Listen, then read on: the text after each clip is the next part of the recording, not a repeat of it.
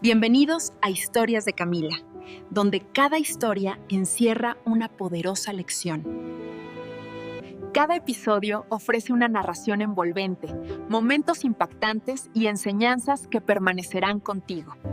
La música de mariachi seguía sonando como si nada hubiera pasado. Las copas tintineaban, las risas fingidas flotaban en el aire, y más de 40 personas estaban ahí celebrando mi cumpleaños número 38 en la casa, que mi esposo presumía como símbolo de su éxito. Y entonces, frente a todos ellos, Esteban me agarró del mentón con fuerza. No fue un gesto impulsivo. Fue lento, calculado, como si quisiera asegurarse de que cada persona en esa mesa viera exactamente lo que estaba haciendo. Sus dedos se clavaron en mi piel mientras inclinaba mi rostro hacia él, obligándome a mirarlo. Sentí el silencio antes del golpe, ese segundo en el que el mundo se detiene porque algo está a punto de romperse. Aprende a no interrumpirme, dijo con esa sonrisa fría que usaba cuando quería parecer encantador. Y luego me abofeteó. El sonido fue seco, plano, definitivo. No hubo gritos. Nadie se levantó. Solo el eco invisible de la vergüenza recorriendo la mesa. Sentí el sabor metálico en la boca antes de entender que me había hecho sangrar. Mi mejilla ardía, pero no tanto como la mirada de los demás hombres que segundos antes brindaban conmigo, ahora bajaban los ojos. Mujeres que me abrazaron al llegar fingían revisar sus teléfonos. Nadie dijo nada. Nadie hizo nada, excepto una persona. Al fondo de la mesa una mujer mayor, Amalia, no apartó la mirada. No había lástima en sus ojos. Había algo peor. Había comprensión. Y entonces la vi. A la derecha de Esteban, con una copa en la mano, estaba Adriana. Y estaba sonriendo, no una sonrisa grande, no algo evidente, solo una leve curva en los labios, como si lo que acababa de pasar fuera exactamente lo que esperaba. En ese momento entendí algo que me heló, más que la bofetada. Esto no había sido un error. Giré sin decir una palabra y subí las escaleras con la espalda recta, porque en ese instante lo supe con una claridad que nunca antes había tenido. Ese golpe iba a ser el error que lo destruiría todo. Me llamo Lucía Mendoza. Tengo 38 años, y durante mucho tiempo creí que mi vida era el resultado de decisiones que había tomado por amor. Crecí en Puebla en una familia donde nos enseñaron a estudiar, a trabajar, a no depender de nadie. Estudié contabilidad y administración, tenía un empleo estable, amigas, planes, una idea bastante clara de quién era yo. Y luego conocí a Esteban Carrillo. Él era todo lo que parecía: seguro, ambicioso, seguro de sí mismo, con una visión clara del futuro. Decía que quería construir algo grande, y yo creí que quería construirlo conmigo. Durante los primeros años todo parecía normal. Él trabajaba cada vez más, yo lo apoyaba, y poco a poco empecé a ocuparme de detalles que parecían pequeños: organizar eventos, atender a sus contactos, cuidar la imagen de la casa. Cuando me propuso dejar mi trabajo para ayudarlo mejor, lo hizo de una forma tan lógica, tan convincente, que no parecía una renuncia, sino una evolución. Confía en mí, es por nosotros, decía. Y yo confié. Con el tiempo esa confianza se convirtió en rutina, y la rutina en costumbre, y la costumbre en algo mucho más difícil de nombrar. Yo me convertí en la esposa perfecta que él mostraba al mundo, siempre impecable, siempre sonriente, siempre presente en el momento correcto. Sabía qué decir, cuándo callar, cómo hacer que todo funcionara sin que nadie notara el esfuerzo. Lo que nadie veía era que yo no tenía acceso real al dinero, que las cuentas importantes estaban a su nombre, que las decisiones finales nunca pasaban por mí. Él me dejaba firmar documentos, sí, pero nunca me daba tiempo para leerlos. Son trámites, decía. No compliques lo sencillo. Poco a poco fui dejando de ver a mis amigas. Las reuniones familiares se hicieron menos frecuentes. Mis opiniones se volvieron innecesarias. No fue un cambio brusco. Fue lento, casi imperceptible, como si alguien hubiera ido cerrando puertas una por una sin hacer ruido. Y cuando quise darme cuenta, ya no estaba segura de cuáles seguían abiertas. Esa noche, en mi fiesta de cumpleaños, todo eso estaba ahí condensado en un solo momento. No era la primera vez que Esteban levantaba la voz. No era la primera vez que me hacía sentir pequeña. Pero sí era la primera vez que lo hacía frente a todos, sin intentar ocultarlo, sin preocuparse por las consecuencias. Y lo más aterrador no fue el golpe, fue la reacción de los demás. O más bien, la falta de reacción. Nadie intervino, nadie lo cuestionó, nadie me defendió. Bajé al baño privado del segundo piso y cerré la puerta con seguro.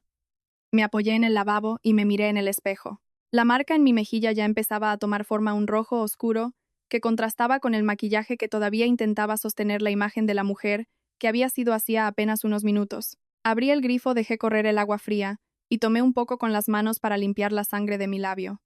El silencio ahí arriba era casi irreal, comparado con el ruido de la fiesta abajo. Podía escuchar la música, las risas, el tintinear de las copas como si todo siguiera exactamente igual.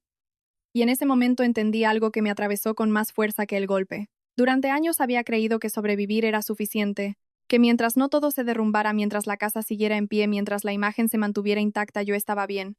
Pero esa noche, con el rostro ardiendo y el sabor metálico todavía en la boca, supe que no era verdad. Sobrevivir no era vivir. Y yo llevaba demasiado tiempo sobreviviendo.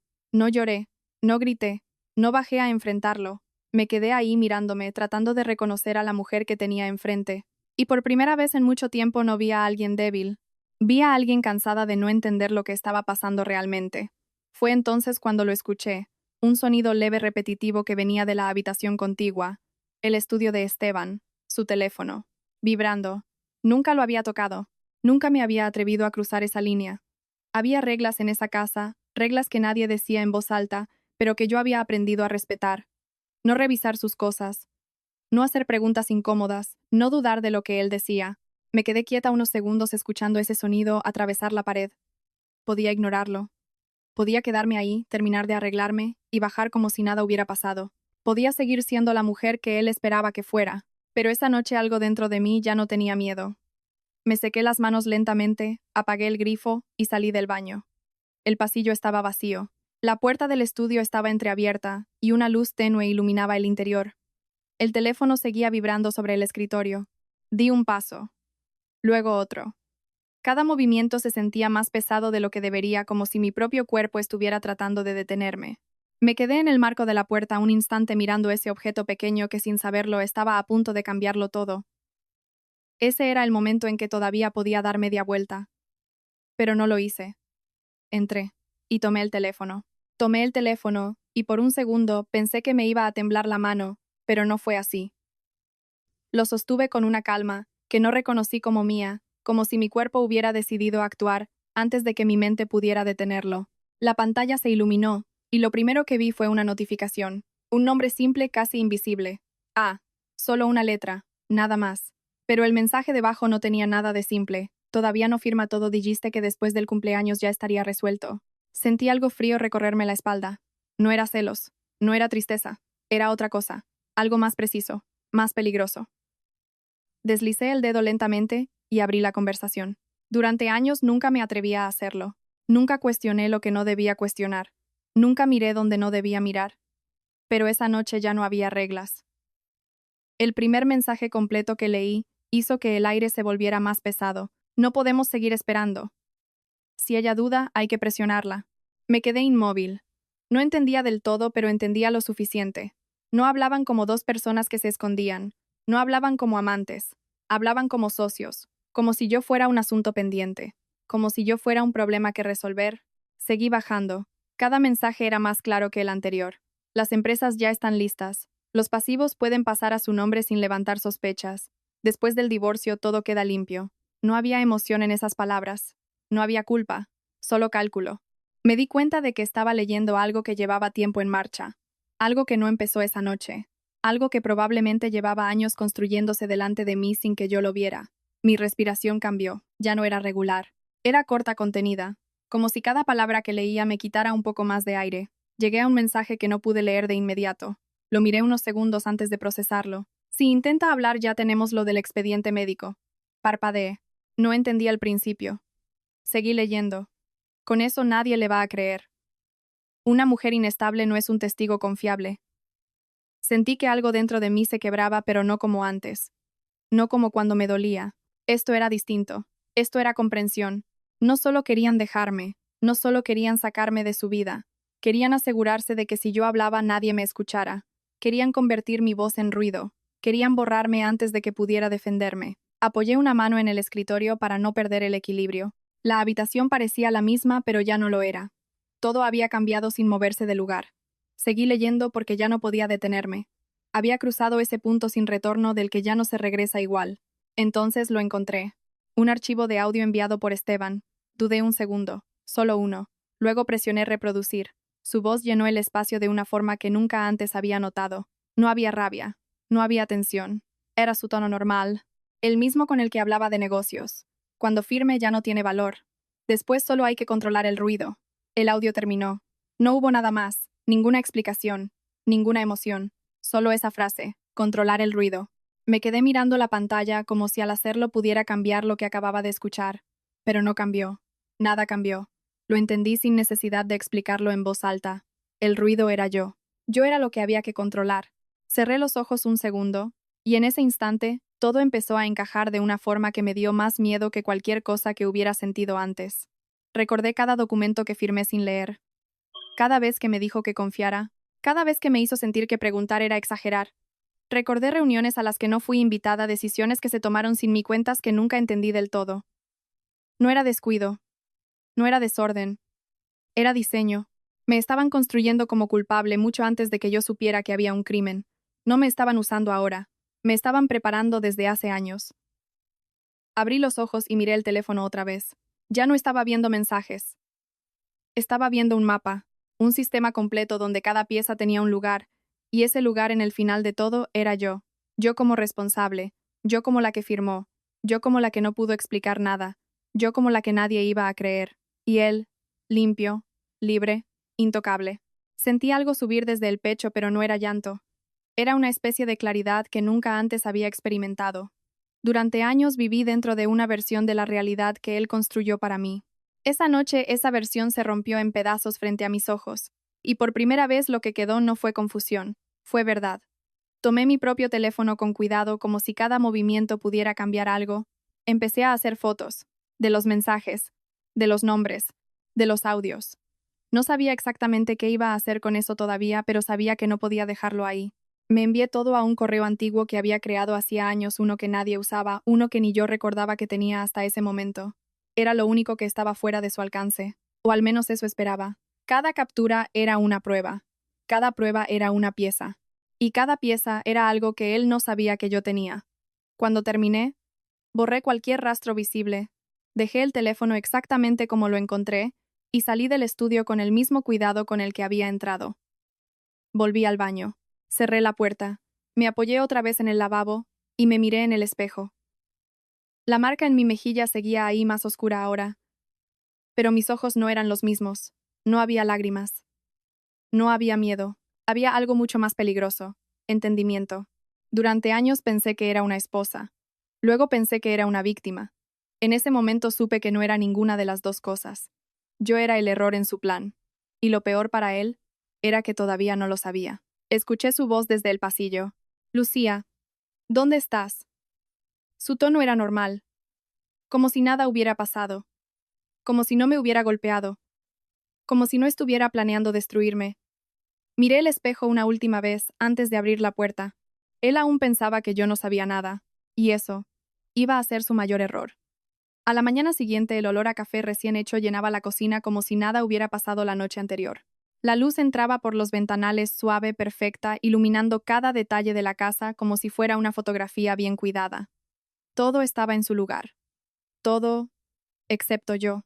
Esteban ya estaba sentado en la mesa revisando su celular con esa postura relajada que siempre tenía cuando creía que todo estaba bajo control. Levantó la mirada apenas entré, y por un segundo observó mi rostro. No con preocupación, no con culpa, con evaluación, como si estuviera midiendo el daño. ¿Ya estás mejor?, preguntó tomando un sorbo de café. Su tono era neutro, casi amable.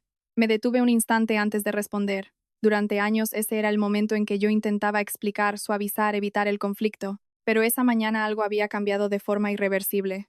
Sí, dije bajando ligeramente la mirada. Perdón por lo de anoche.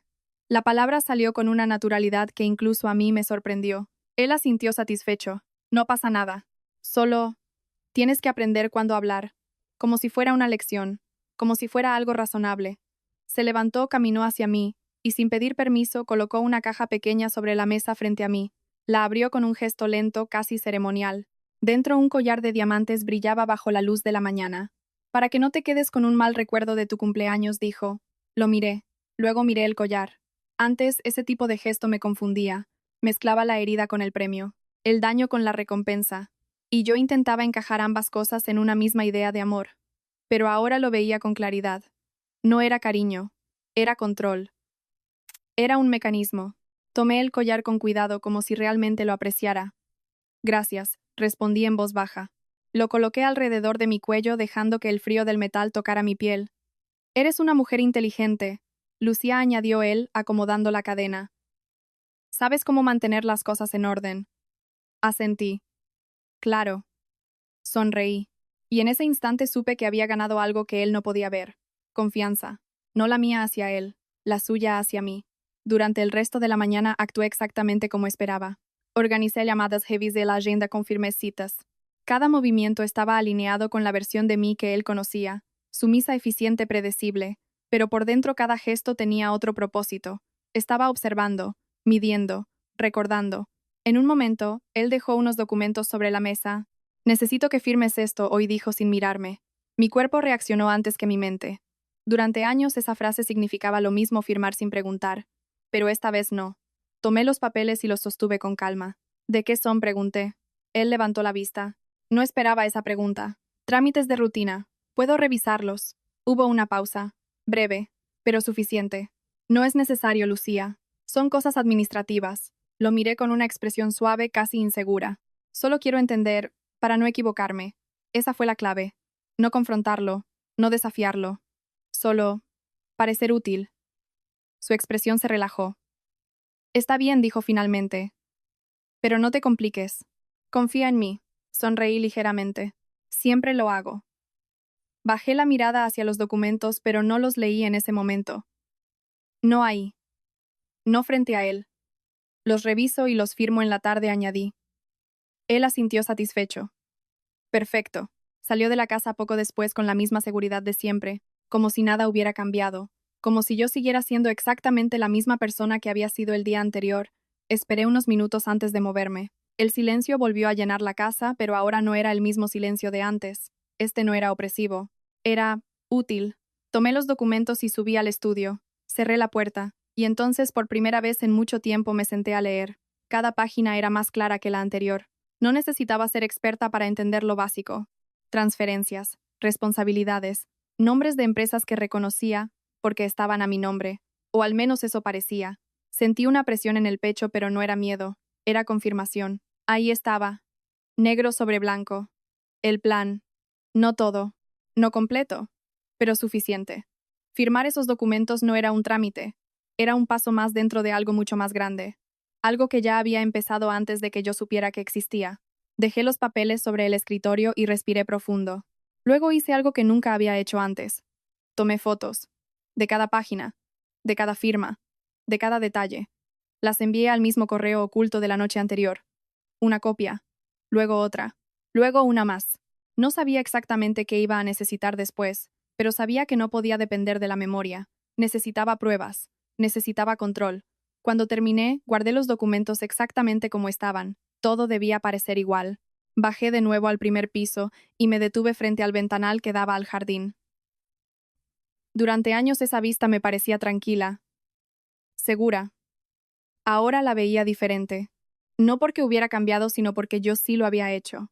Ya no estaba dentro de la imagen. La estaba observando desde fuera. Y eso lo cambiaba todo. Por la tarde, cuando Esteban regresó, yo ya estaba lista.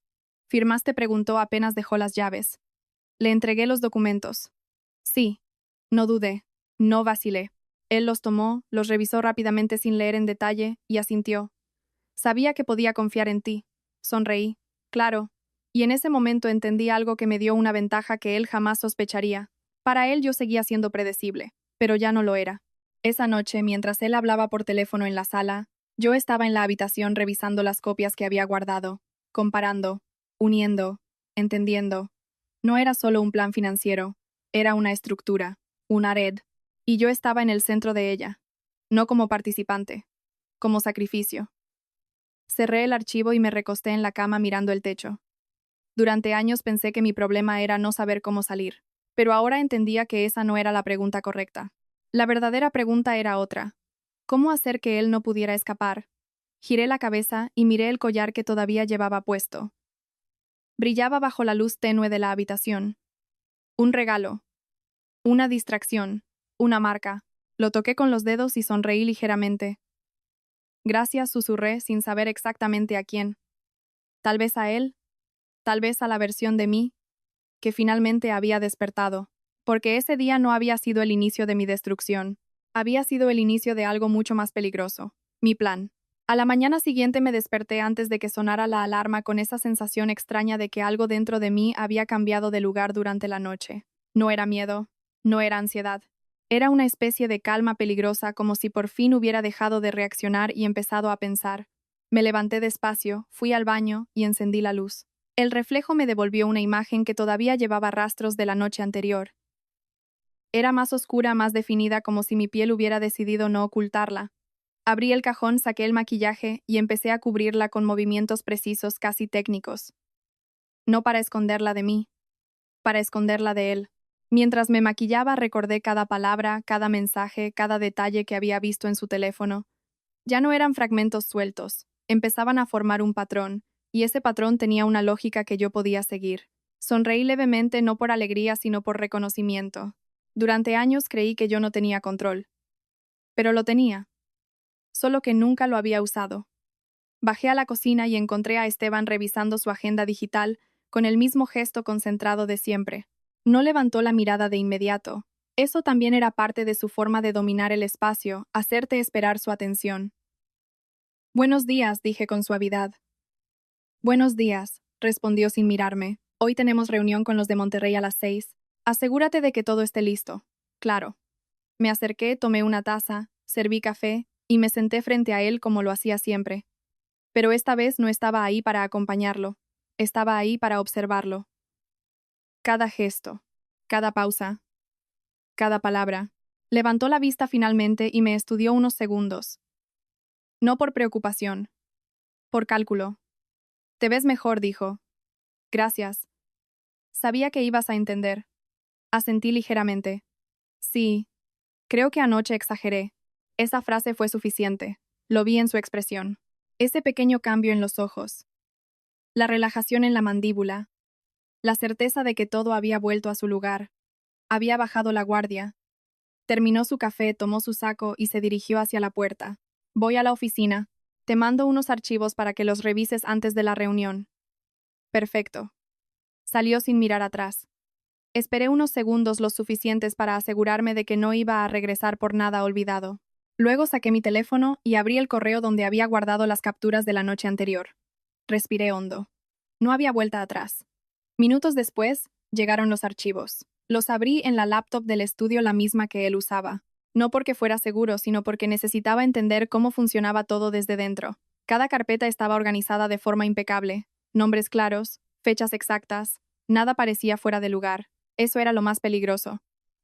La perfección. Abrí el primer documento, un contrato, luego otro, y otro más. Empecé a notar patrones, empresas que se repetían, nombres que aparecían en diferentes contextos, transferencias entre cuentas que en teoría no deberían estar conectadas. Me incliné hacia la pantalla enfocándome en los detalles. No era improvisación, era estructura. Tomé una libreta y empecé a anotar. Fechas, montos, nombres, todo lo que pudiera ayudarme a reconstruir lo que estaba viendo. No era solo por entender, era por tener control. En uno de los archivos encontré algo que me hizo detenerme. Una lista de empresas. Algunas las reconocía, otras no, pero todas tenían algo en común. Mi nombre. No directamente. No como propietaria visible, pero sí como representante legal, como firmante, como responsable. Sentí una presión en el pecho, pero no aparté la mirada. Seguí, abrí otro documento, luego otro, correos internos. Y ahí apareció ella, Adriana. Su nombre estaba en todos lados. No como un simple contacto, como un eje, como alguien que intervenía en decisiones clave. Su tono era profesional, preciso, frío, pero había algo más, algo que no cuadraba con la imagen que yo tenía. No era solo una abogada, era parte del sistema.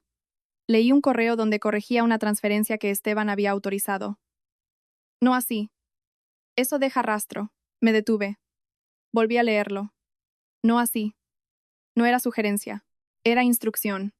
Seguí bajando. Otro correo. Ese documento no debe pasar por Lucía todavía. Mi nombre. Ahí. En medio de todo. Cerré los ojos un segundo, pero no por miedo. Por claridad. Yo no era invisible. Yo era parte del plan. Abrí los ojos y continué.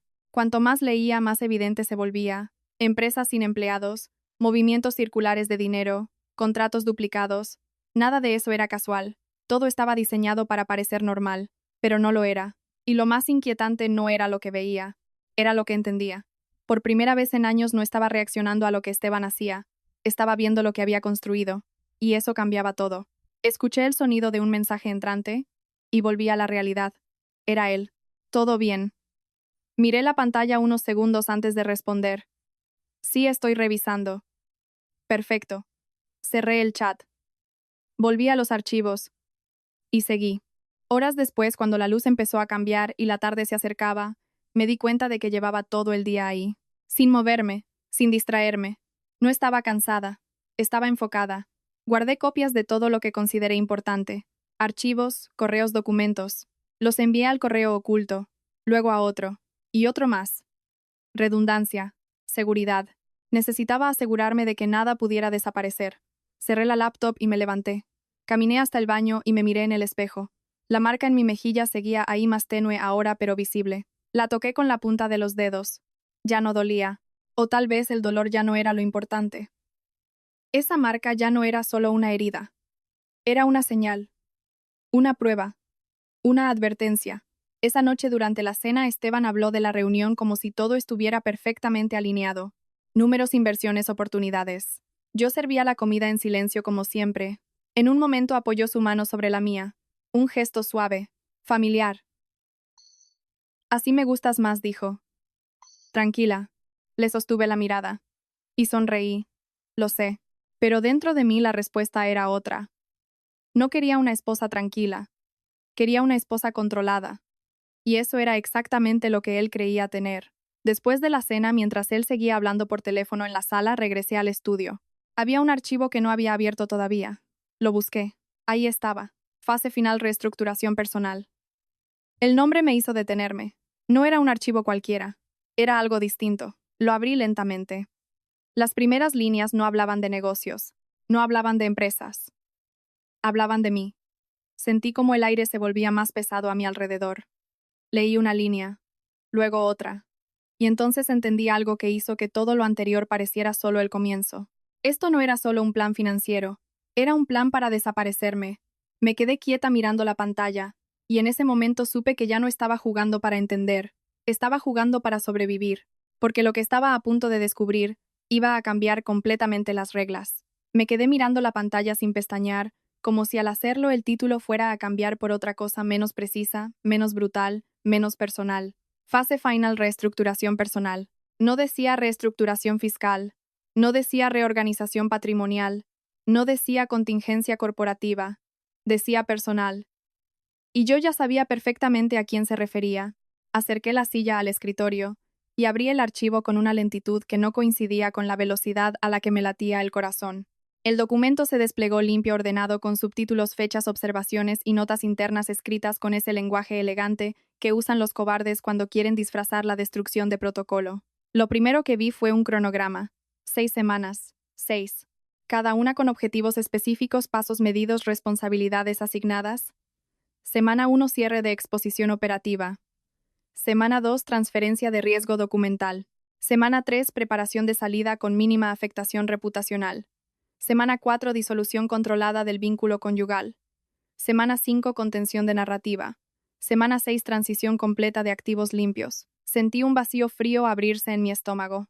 No estaban improvisando nada. No estaban reaccionando a una crisis. Me habían calendarizado. Seguí leyendo. Y cuanto más avanzaba, más clara se volvía la lógica monstruosa del plan. Había anexos con nombres de empresas que yo conocía y otras que no. Había matrices de responsabilidad, tablas de exposición tributaria, notas sobre flujos de dinero entre sociedades, y junto a varias de ellas, una observación repetida con distintas fórmulas: mantener firma operativa de LM, cerrar con firma de LM, exposición absorbible vía representación legal vigente. Mi nombre estaba por todas partes, pero no como persona, no como esposa, no como socia, como contenedor, como superficie de impacto, como la pared contra la que iban a estrellar todo cuando llegara el momento. Bajé más y encontré una sección titulada Escenario posterior a la separación. Ahí fue cuando dejé de respirar con normalidad. Iniciar procedimiento de divorcio con base en incompatibilidad emocional y desgaste convivencial. Asegurar continuidad patrimonial limpia en estructuras no vinculadas directamente a C. Concentrar contingencias fiscales, administrativas y penales en entidades previamente delegadas a LM. Cerré los ojos un segundo, pero no porque no quisiera verlo, al contrario, porque necesitaba asegurarme de que lo estaba entendiendo bien. Lo abrí otra vez y seguí leyendo hasta llegar a la parte que me hizo sentir asco. Gestión de narrativa. Ese era el encabezado. Debajo venían varias líneas con viñetas frías, técnicas casi elegantes. Preparar entorno para invalidar testimonio de LM. Consolidar percepción de fragilidad emocional. Respaldar historial de consumo medicado. Activar testigos de preocupación privada si fuera necesario. Me quedé inmóvil. Después abrí el anexo. Y ahí estaban. Informes médicos preredactados. Un nombre de psiquiatra. Un nombre de internista. Fechas. Sellos escaneados. Diagnósticos escritos como si ya hubieran ocurrido. Trastorno de ansiedad severa. Episodios de inestabilidad. Dependencia emocional con rasgos disociativos. Riesgo de abuso de ansiolíticos. Todo falso. Todo listo. Todo limpio. Todo preparado para que si yo hablaba pareciera una mujer rota inventando historias contra el hombre que la había sostenido durante años. Sentí náusea. No por la mentira en sí, sino por el nivel de anticipación. Ya no era solo fraude. No era solo traición. Era aniquilación premeditada. No querían dejarme sin casa, sin dinero o sin nombre. Querían dejarme sin credibilidad, sin realidad, sin voz. Me apoyé en el borde del escritorio y releí una frase escrita en uno de los comentarios laterales. Una mujer emocionalmente inestable carece de valor probatorio consistente. La frase estaba formulada como una observación técnica casi académica. Pero yo podía oír la intención debajo. Nadie le cree a una mujer si primero la conviertes en caricatura. Nadie la escucha si la obligas a sonar como su propio derrumbe. Tragué saliva y bajé un poco más. Entonces encontré algo todavía peor. Registros de validación electrónica. Firmas digitales. Accesos. Trazabilidad. Abrí una tabla. Había documentos que aparecían como autorizados por mí en fechas específicas. Documentos que yo no recordaba haber visto jamás. Contratos, adendas, autorizaciones de representación, movimientos de cesión entre empresas. Al principio pensé que quizá los había firmado sin leer como tantas veces. Pero no. Algo no cuadraba. Revisé las fechas con más cuidado. Hubo una donde yo estaba en Puebla con mi madre durante 2 días porque ella se había enfermado. Otra coincidía con una cena benéfica donde pasé horas sin tocar una computadora. Otra más estaba fechada a las 3 de la madrugada. Mi firma aparecía validada desde un dispositivo que nunca había usado. Me incliné más cerca de la pantalla y empecé a revisar los detalles técnicos. Direcciones IP, navegadores registrados, tokens de confirmación. Y entonces lo vi. Varias validaciones salían del mismo nodo interno corporativo, uno que yo jamás utilizaba. No era que me hubieran engañado para firmar, era peor. Me habían duplicado, me habían convertido en firma disponible, en identidad operativa, en coartada. Me senté despacio porque las piernas dejaron de sostenerme con la misma firmeza. Miré mis manos sobre el escritorio y pensé en cada vez que él me dijo: es solo un trámite. Solo es una formalidad. Confía en mí, no hace falta que entiendas todo. Durante años pensé que el daño estaba en lo que yo no sabía. Esa noche entendí que el daño estaba en todo lo que él sí sabía sobre mí. Sabía cómo cansarme, cómo distraerme, cómo acelerar mi firma, cómo usar mi buena fe como un recurso administrativo. No me estaba manipulando en el presente. Me estaba construyendo como culpable desde el pasado. Esa idea me atravesó con una claridad brutal. No había un momento único de traición. No había un instante exacto en que todo se torció. Era una arquitectura, una de esas que solo notas cuando ya estás adentro y descubres que no hay puertas, solo pasillos que te llevan al lugar donde alguien decidió encerrarte desde antes. Volví al documento principal y seguí leyendo con una calma que ya no se parecía a la inocencia de antes. Ahora era otra cosa. Fría. Útil.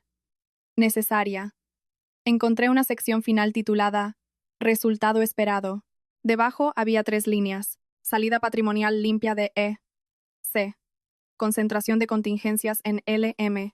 Contención reputacional vía marco clínico y legal. Me reí. No fuerte. No histérica. Solo una exhalación seca breve casi sin sonido. Porque por primera vez en días, tal vez en años, lo vi completo. Vi el plan entero. Vi mi lugar en él. Y vi también algo que Esteban no había calculado bien. Creía que yo seguiría reaccionando desde el dolor, que el miedo me iba a paralizar, que la vergüenza me iba a cerrar la boca. Pero lo que me había hecho esa bofetada no era quebrarme, era despertarme. Abrí mi correo oculto, luego otro almacenamiento externo, y empecé a descargar todo. El plan completo, los anexos médicos, los registros de firmas, las tablas de responsabilidad, los comentarios laterales, todo. Lo clasifiqué por fecha, por tema, por riesgo.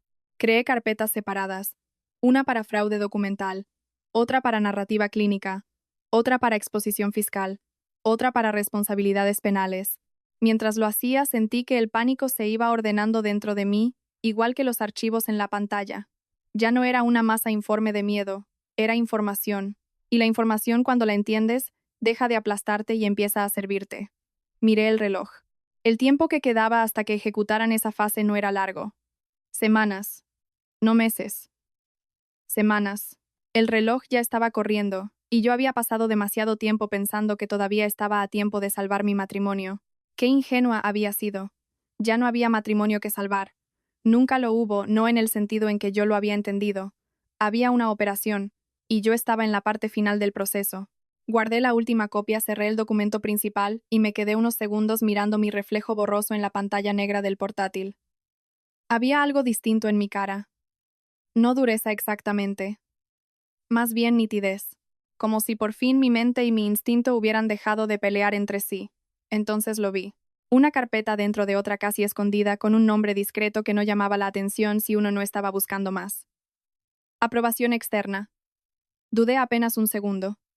Luego la abrí. Había una cadena de correos entre Esteban y Adriana. Pero algo era distinto. No era el contenido solamente, era el tono, la estructura, la dirección del poder. Leí una respuesta de ella, y sentí un escalofrío nítido subir por mi espalda. No sonaba como una amante obediente. No sonaba como una cómplice secundaria. Sonaba como alguien que corregía, ordenaba, autorizaba, como alguien que no acompañaba el plan, como alguien que lo dirigía. Me quedé muy quieta. Y fue ahí cuando entendí algo que lo cambió todo. Esteban no era el único que estaba jugando. Abrí la carpeta aprobación externa con una lentitud que no coincidía con la urgencia que sentía en el pecho. Ya no era curiosidad, era algo más preciso, más frío. Sabía que lo que iba a encontrar ahí no solo iba a confirmar lo que sospechaba, iba a cambiar la forma en la que entendía todo. El primer correo se desplegó en la pantalla con una estructura impecable. Fecha asunto remitente. Esteban respondía a un mensaje anterior. Su tono era distinto al que había visto en los chats. Más contenido, más medido, como si estuviera rindiendo cuentas. Bajé una línea, luego otra, y entonces leí la respuesta de Adriana. No autorices esa transferencia todavía. Estás adelantando una fase que no está cerrada. Me quedé quieta. No era sugerencia. No era una opinión. Era una instrucción directa. Volví al inicio del correo. Adriana no preguntaba, no proponía, corregía. Seguí leyendo. Otro mensaje. Esteban justificaba un movimiento. Explicaba una decisión. Pensé que así podíamos agilizar el proceso. La respuesta de Adriana llegó pocas horas después. No estamos agilizando. Estamos protegiendo la estructura. Si te sales del orden, comprometes todo. Sentí como algo dentro de mí se reorganizaba con violencia. Durante días había pensado que Esteban era el centro, el motor, el cerebro, el que diseñaba y ejecutaba. Pero esos correos no mostraban a un hombre en control. Mostraban a un hombre que necesitaba aprobación. Seguí bajando. Cada intercambio confirmaba lo mismo. Adriana no estaba acompañando el plan, lo estaba supervisando, lo estaba dirigiendo desde un lugar invisible. Había mensajes donde ella definía tiempos, donde ajustaba riesgos, donde rechazaba propuestas. Eso deja rastro. Eso no es sostenible. Eso se hace después, no ahora. Cerré los ojos un segundo y volví a abrirlos. No era una duda. Era una certeza. No hablaban como amantes. Hablaban como arquitecta y ejecutor. El siguiente correo terminó de romper lo que quedaba de la versión anterior. Esteban escribía: si ella firma esta semana, podemos cerrar antes de fin de mes. Adriana respondió: no es sí, es cuándo. Y no cierres nada hasta que yo valide la última parte. Me quedé mirando esa frase como si fuera una línea de código que reescribía todo el sistema. Hasta que yo valide. No era igualdad. No era complicidad. Era jerarquía. Sentí un escalofrío limpio recorrerme la espalda. Y entonces lo entendí. No de golpe, no como una revelación dramática, sino como una pieza que encaja donde siempre debió estar. Adriana no estaba ayudando a Esteban. Lo estaba usando. Él era la cara, el nombre, la firma visible, el hombre que aparecería en los contratos, en las fotos, en las noticias, si algo salía mal. Ella, en cambio, estaba en otra capa, invisible, intocable, diseñando desde arriba un sistema donde el riesgo siempre terminaba en otros, primero en él y finalmente en mí. Me llevé una mano al cuello sintiendo el frío del collar que todavía llevaba puesto. Un regalo para distraerme, una marca para recordarme mi lugar. Me levanté de la silla y caminé por el estudio sin rumbo claro, como si el cuerpo necesitara moverse para procesar lo que la mente ya había aceptado. No estaba luchando contra un hombre. Estaba dentro de una estructura diseñada por alguien mucho más fría que él, alguien que entendía las reglas mejor que todos. Y lo más peligroso de todo, alguien que no necesitaba ser visible para ganar. Volví al escritorio y seguí leyendo, esta vez con otro enfoque. Ya no buscaba solo pruebas. Buscaba conexiones, vínculos que unieran a Adriana con cada decisión clave, pero ella era cuidadosa. Su nombre aparecía sí, pero nunca en el punto exacto donde podía quedar atrapada. Sus intervenciones estaban siempre un paso antes o un paso después, ajustando, corrigiendo, pero nunca afirmando, nunca ejecutando directamente. Era una sombra perfecta. Me detuve en un intercambio más largo. Esteban planteaba un escenario de riesgo. Hablaba de una posible auditoría, de la necesidad de proteger ciertos activos. Adriana respondió con 3 líneas que lo resumían todo. Divide la exposición. Mantén la narrativa limpia. Y recuerda, el sistema no está hecho para protegerte a ti, está hecho para proteger lo que no debe caer. Leí esa frase varias veces. El sistema no estaba hecho para protegerlo a él. Estaba hecho para proteger algo más grande. Algo que no estaba completamente a la vista. Sentí una presión nueva en el pecho distinta a la de antes. No era miedo. Era la conciencia de que había niveles en este juego que yo apenas empezaba a ver. Me senté de nuevo y apoyé los codos en el escritorio juntando las manos frente a mi boca. Tenía que pensar. No podía reaccionar como antes. Si atacaba a Esteban directamente, él caería. Eso era evidente. Pero Adriana desaparecería. Y todo lo que había construido seguiría intacto, listo para repetirse en otro lugar, con otra cara, con otro nombre. Ese era el verdadero riesgo. No perder, sino destruir lo visible y dejar intacto lo invisible. Tomé mi teléfono y abrí el chat con Amalia. Dudé un segundo antes de escribir. Luego lo hice. Necesito verte. ¿Hay algo más? La respuesta llegó rápido. Hoy mismo. La reunión fue en su despacho, lejos de la casa, lejos de cualquier espacio que pudiera estar comprometido. Le mostré los correos uno por uno, explicándole lo que había encontrado. Ella los leyó sin interrumpirme, con esa atención que no busca confirmar sino entender. Cuando terminé, dejó los papeles sobre la mesa y me miró. No estaba sorprendida. Asintió lentamente. Siempre hay alguien más arriba, dijo. Su voz no tenía dramatismo, solo experiencia. Y ese alguien rara vez firma. Sentí que mis sospechas se volvían reales al escucharla decirlo en voz alta. Si voy contra él, ella queda limpia, respondí. Amalia me sostuvo la mirada. Exacto. Hubo un silencio breve, denso. Entonces no puedes ir solo contra él. Me incliné hacia adelante. Entonces, ¿qué hago? Amalia apoyó las manos sobre la mesa como si estuviera ordenando mentalmente cada variable antes de hablar. Construyes un caso que no pueda separar a uno del otro, donde cada pieza lleve a la siguiente, donde él no pueda caer sin arrastrar la estructura completa. Respiré hondo. Eso cambiaba todo. No era una venganza directa. Era una cirugía. Precisa. Calculada. Sin margen de error. Si te equivocas en una sola cosa, continuó Amalia, lo único que vas a lograr es limpiar el camino para ella, y tú vas a desaparecer en el proceso. Asentí lentamente. No porque me asustara, sino porque entendía que tenía razón. Salí de ahí con una claridad distinta. No más simple, más compleja, pero también más útil. Ya no se trataba de destruir a Esteban. Se trataba de exponer el sistema completo. Y eso requería algo que yo nunca había tenido que hacer antes. Paciencia. Control. Estrategia. Esa noche de regreso en casa todo parecía igual. Esteban hablaba por teléfono en la sala. La televisión estaba encendida sin volumen. El mismo escenario. La misma rutina. Pero yo ya no estaba dentro de esa normalidad. La estaba observando desde otro nivel. Subí al estudio una vez más y abrí los archivos. Esta vez no con urgencia, con método. Empecé a clasificar, a conectar, a construir algo que no dependiera de una sola prueba, sino de un patrón imposible de negar. El punto de ataque empezó a tomar forma en mi mente. No podía ser privado, no podía ser silencioso. Tenía que ser público, visible, irreversible. Y entonces lo vi con claridad. El evento de inversión. La reunión donde Esteban iba a presentarse como el hombre sólido, confiable, intocable. Ese sería el escenario. Ese sería el momento. Ese sería el lugar donde todo tenía que romperse. Cerré los ojos un segundo, visualizando cada paso, cada reacción, cada posible error. Todo tenía que encajar. Todo tenía que salir en el orden correcto. Porque si fallaba, no habría segunda oportunidad. Abrí los ojos y miré la pantalla una última vez antes de cerrarla. Todo estaba listo para empezar, y sin embargo había una idea que no me dejaba en paz.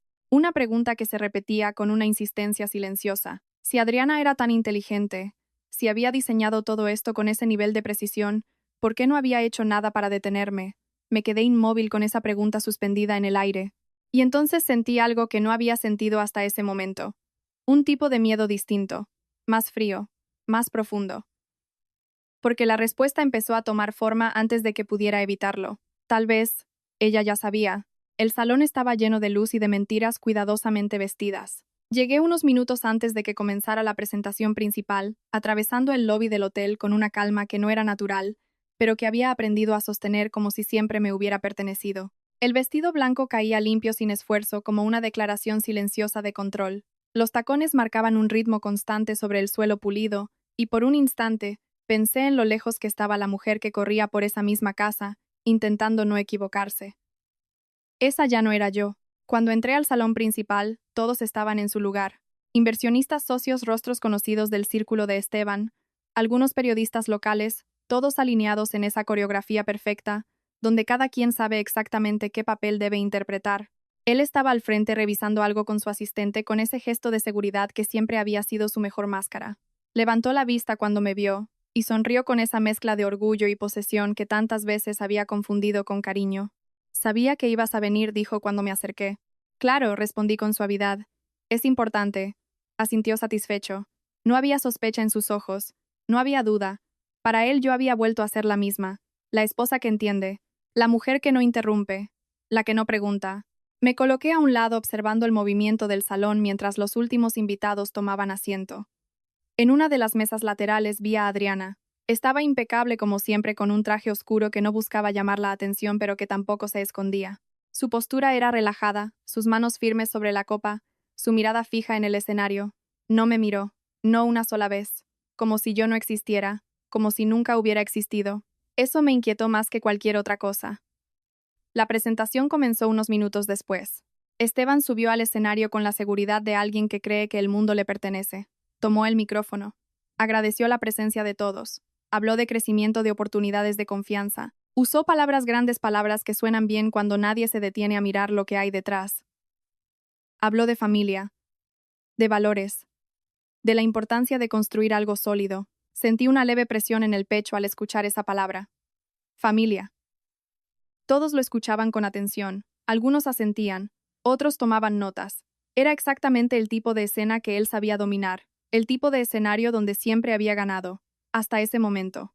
Respiré hondo sintiendo cómo cada segundo me acercaba al punto de no retorno. No había espacio para el error. No había margen para la duda. Todo lo que había preparado, todo lo que había descubierto, todo lo que había reconstruido, tenía que encajar ahora. Y entonces, justo cuando Esteban levantó la voz para enfatizar una frase sobre integridad empresarial, las puertas del salón se abrieron. No fue un gesto dramático. No hubo ruido exagerado. Solo el cambio en el aire. Varias personas giraron la cabeza casi al mismo tiempo. Un grupo de hombres y mujeres entró con paso firme portando identificaciones visibles. Autoridades fiscales. Representantes de control financiero. El murmullo empezó bajo casi contenido, pero se expandió rápido. Esteban se detuvo. Por primera vez en mucho tiempo lo vi perder el ritmo. ¿Pasa algo?, preguntó intentando mantener el control. No hubo respuesta inmediata. Solo la presencia, la interrupción, el quiebre. Y entonces la pantalla detrás de él cambió. El logo de la empresa desapareció. Y en su lugar apareció el primer documento. Una transferencia. Luego otra, y otra más. Las cifras eran claras. Los nombres también. Empresas conectadas de formas que no debían estarlo. Movimientos que no tenían justificación visible. El silencio se volvió más denso. Alguien dejó caer una copa. Otro se levantó. Esteban giró lentamente mirando la pantalla como si no pudiera reconocer lo que estaba viendo. ¿Qué es esto?, dijo, más para sí mismo que para los demás. La secuencia continuó. Correos, contratos, firmas. Su voz en uno de los audios reproduciéndose en el sistema de sonido del salón. Cuando firme ya no tiene valor. El impacto fue inmediato. Algunos inversionistas empezaron a hablar entre ellos en voz baja pero urgente. Otros simplemente se quedaron en silencio mirando fijamente la pantalla como si intentaran procesar lo que acababan de escuchar. Y entonces llegó el momento que había esperado. El video. La imagen se proyectó con una claridad brutal. La noche de mi cumpleaños. La mesa. Las luces. Las copas. Y él, agarrándome del mentón, golpeándome. Su voz repitiendo la frase que había quedado grabada en mi memoria. Aprende a no interrumpirme. Nadie habló. Nadie se movió. El silencio ya no era incómodo. Era absoluto. Sentí que el tiempo se detenía por un instante justo antes de romperse por completo. Esteban dio un paso hacia la pantalla como si pudiera detenerla con la fuerza de su voluntad. Esto es un montaje, dijo levantando la voz. Esto es una manipulación. Pero su voz ya no tenía el mismo peso, ya no tenía el mismo control, porque en ese momento yo ya tenía el micrófono. Lo tomé sin prisa, sintiendo el peso del objeto en mi mano como algo más que un instrumento. Era una línea, una frontera, un punto desde el cual ya no había regreso. No dije con una calma que sorprendió incluso a algunos de los presentes. No es un montaje. No grité. No necesité hacerlo. El sonido de mi voz clara y firme fue suficiente para llenar el espacio. Es la verdad. Miré a la audiencia, no a él. Durante años, Esteban Carrillo construyó su imagen sobre algo que no existe. Usó empresas, documentos y a mí. Algunas miradas se desviaron. Otras se mantuvieron fijas. Me convirtió en representante legal de estructuras que yo no controlaba.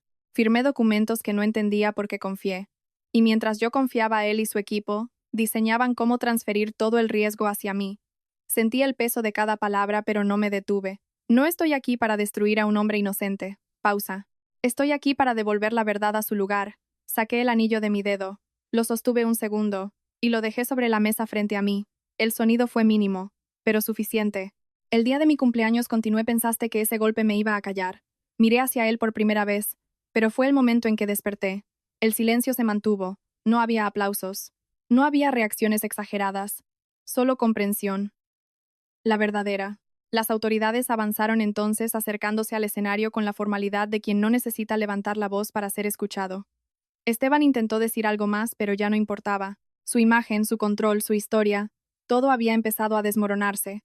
Vi a varios inversionistas levantarse, recoger sus cosas, evitar mirarlo directamente. Otros se quedaron, pero ya no con interés, con distancia. Y en medio de todo eso busqué a Adriana. No estaba. La silla donde había estado minutos antes estaba vacía. Nadie la había detenido, nadie la había mencionado, como si nunca hubiera estado ahí.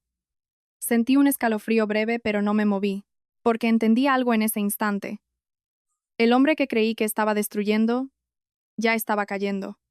Pero la mujer que realmente había diseñado todo, acababa de desaparecer. Salí del salón sin mirar atrás. El ruido empezó a subir de nuevo a mis espaldas. Voces, órdenes, confusión. Pero ya no me pertenecía. Caminé por el pasillo con la misma calma con la que había entrado. Y por primera vez en mucho tiempo no estaba huyendo. Estaba avanzando. Pero incluso mientras me alejaba una idea seguía presente, clara, persistente. Esto todavía no había terminado. Salí del salón sin girarme, y en cuanto las puertas se cerraron detrás de mí, el ruido quedó atrapado al otro lado como si perteneciera a otra vida. Voces elevadas, pasos apresurados, órdenes que se cruzaban en el aire. Todo eso seguía existiendo, pero ya no dentro de mí. Por primera vez en años el caos no estaba en mi pecho, estaba atrás. Caminé por el pasillo del hotel con un ritmo constante, sintiendo cada paso como algo firme, real, elegido. Cuando llegué al exterior, el aire de la noche me golpeó el rostro con una frescura que no esperaba. Me detuve un instante, respiré profundo y cerré los ojos. No sentí euforia, no sentí triunfo. Solo vacío. Un espacio limpio donde antes había ruido. Los días siguientes no tuvieron una sola escena grande. Fueron una secuencia de consecuencias. Cuentas congeladas, auditorías abiertas, llamadas que ya no contestaban, mensajes que se quedaban en visto. Vi su nombre en titulares locales en artículos que hablaban de fraude empresarial, de irregularidades fiscales, de abuso. Las palabras que antes él usaba para describirse éxito, prestigio, liderazgo, ahora aparecían rodeadas de otras muy distintas. Investigación, escándalo, caída. Y aún así, cuando lo vi días después en una reunión con abogados, no parecía un hombre que hubiera entendido lo que había pasado. Parecía alguien que seguía intentando ordenar la realidad a su favor. Todo esto es culpa de ella, decía con la mandíbula tensa. Está exagerando. Está manipulando todo. Nadie lo interrumpía, pero tampoco lo respaldaba. Sus propias palabras ya no tenían el mismo peso. Lo había perdido todo, y aún así seguía creyendo que era la víctima. La última vez que nos vimos fue en una sala de mediación. No había cámaras, no había público, no había pantallas. Solo una mesa, 2 sillas, y todo lo que había quedado entre nosotros después de años de silencio malentendido. Esteban entró primero con un gesto contenido, pero sus ojos ya no tenían esa seguridad que siempre lo había protegido. Cuando me senté frente a él, me observó unos segundos como si buscara en mi cara algo que pudiera reconocer. Te di todo, dijo finalmente. Todo. Y así me pagas. Lo escuché sin interrumpir, sin reaccionar. Te di una casa, una vida, una posición. Y tú decides destruirlo todo. Había rabia en su voz. Pero también había algo más. Algo que no había visto antes. Desconcierto. Lo miré con calma. Tú no me diste una vida. El silencio se instaló entre nosotros. Me encerraste en una versión bonita de una prisión. No levanté la voz. No lo acusé. Solo dije la verdad. Y por primera vez en todos los años que lo conocí, Esteban no respondió. No tenía cómo. El proceso legal siguió su curso. Activos bloqueados. Investigaciones abiertas. Personas que antes estaban siempre a su lado ahora evitaban incluso pronunciar su nombre. Su madre desapareció del círculo social en cuestión de semanas. Sus socios se distanciaron. Y él quedó solo dentro de un sistema que ya no podía controlar. Pero había algo que no encajaba. Días después, sentada en mi nuevo espacio revisando todo lo que había recopilado, empecé a notar una ausencia, un vacío demasiado perfecto. Adriana no aparecía en ningún documento oficial. No estaba mencionada en las investigaciones. No había sido llamada a declarar. No había sido señalada. Nada. Volví a revisar los correos, las conexiones, las decisiones. Todo lo que la vinculaba al sistema estaba ahí, pero nunca en el punto exacto donde pudiera ser atrapada. Siempre un paso antes, siempre un paso después, siempre fuera del foco directo. Me recosté en la silla y cerré los ojos, y entonces lo entendí. Adriana no había perdido. Adriana había salido intacta. No porque no estuviera involucrada, sino porque había construido todo para no ser visible cuando cayera. Sentí una claridad distinta, más profunda que la de los días anteriores. No era frustración, no era rabia, era comprensión. Yo no había destruido el sistema, solo había activado lo que ella ya había preparado.